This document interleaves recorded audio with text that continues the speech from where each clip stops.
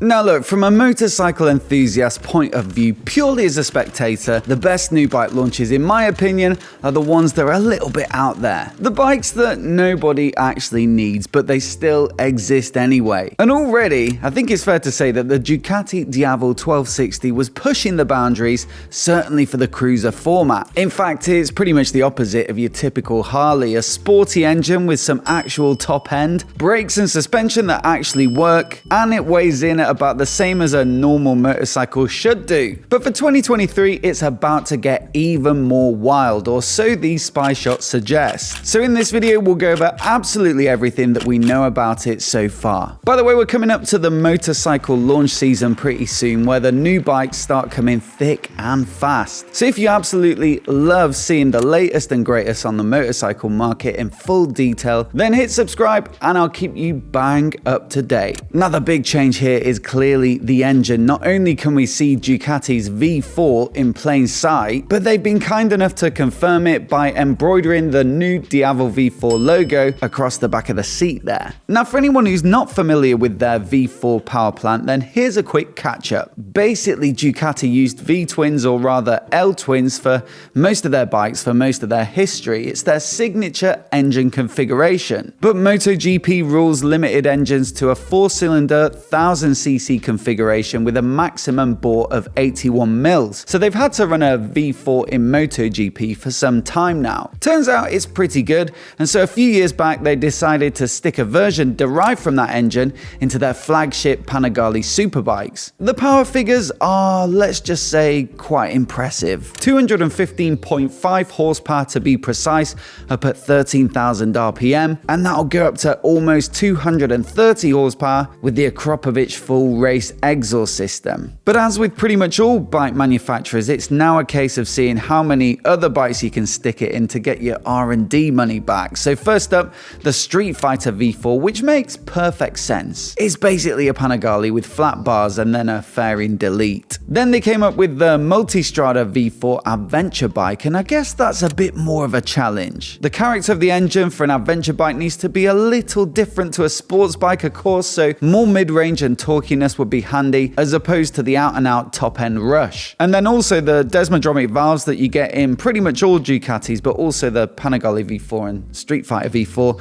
they require pretty regular servicing. So if you want to ride your adventure bike all the way around the world, they're probably not ideal. But fortunately, they came up with this, the V4 Gran Turismo. It's got more conventional spring-actuated valves, which might not be as good as the Desmo valves at high revs, but this engine is tuned for more mid-range anyway, so it doesn't really matter. It doesn't rev out as high. And of course, the benefit is the service intervals, which are actually pretty huge, way longer than pretty much most of the bikes on the market. So fast forward to now, and they're looking to update the Diavel lineup, and so it makes perfect sense to stick that mid-rangey Gran Turismo engine right in there. And look, it might not quite rev out to produce that 228 horsepower peak, but still 170 horsepower is quite a lot, certainly for an adventure bike and a cruiser. For reference, the current Diavel 1260S makes 162 horsepower at 9,500 RPM and 129 Newton meters of peak torque at 7,500 RPM. The V4 Gran Turismo, though, at least in the Multistrada,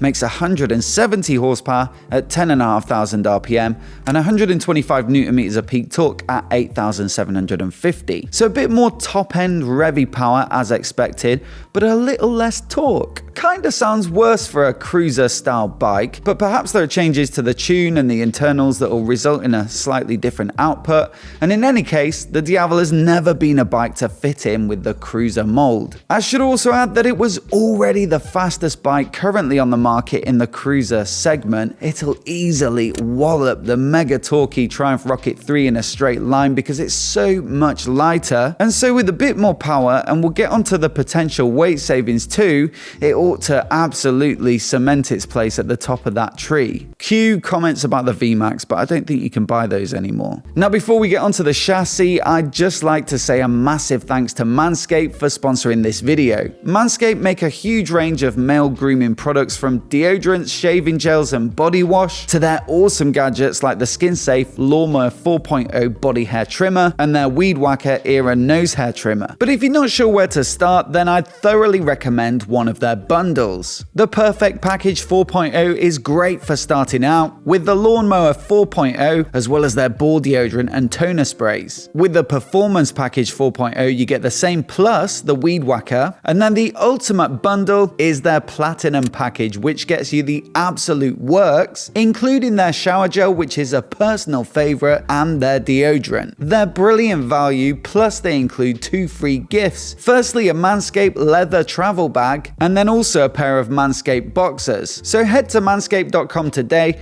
use MOTOBOB as a voucher code at the checkout, and you'll get 20% off, plus the free gifts and free international shipping. So once again, a massive thanks to Manscaped for their support. Now look, not only does that V4 engine mean more power, but also it'll realistically mean a move away from the steel trellis frame of the last Diavel, which again is another signature design feature of Ducati's over the years. Here's the previous gen 1260S with the steel trellis frame helpfully painted brightly there so that you can see it clearly wrapping around the front part of the L-twin engine. But if you look at the Panigale with its top off, then again you'll see the engine as a stress member, but this time with a cast aluminium front frame to connect the fork to the rest of the bike. And judging by these spy shots, it looks like the Diavel V4 will take the same route, because you certainly can't see any steel trellis, and so I guess there's a cast aluminium frame tucked up there inside the more substantial bodywork. They took the same route recently with the updated Monster and claimed that the weight savings were huge. 60% in fact, so the front frame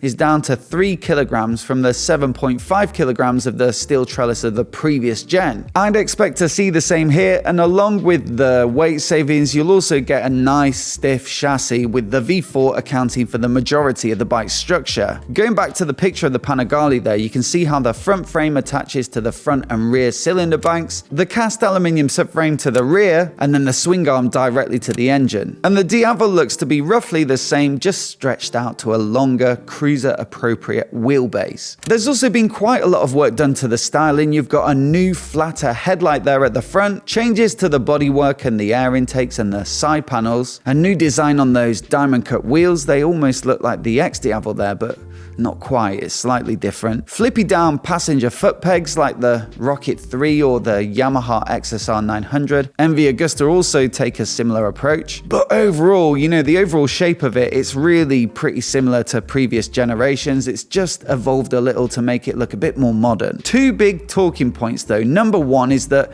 recently Diavels have been either black or quite dark colors at least. But this test bike, despite being all taped up, looks to be finished in the classic Ducati red underneath there, and so perhaps we can expect some more popping colors at launch. But number 2, and I think this is the one that's going to be potentially divisive, is that exhaust with the quad exits. I guess they've done it to signify the 4-cylinder engine, but for some people that might be a bit gimmicky. What do you think though? Let me know down in the comments. In fact, I already posted photos of this bike to the channel before I made this video, so here are a few reactions so far. Sumit Chowdhury says, exhaust OMG, it looks badass. The Slick says the exhaust indeed looks killer. Tondaluna03 though, on the other hand, says it looks a bit eBay, and I kind of get where he's coming from. Whereas Interceptor Dave is even more damning. He says it's just lazy design, like look at me, I've got so many pistons. Like I say, a little divisive. I guess you got to keep in mind that it's not the finished article, but all the same, let me know what you think of it so far down in the comments.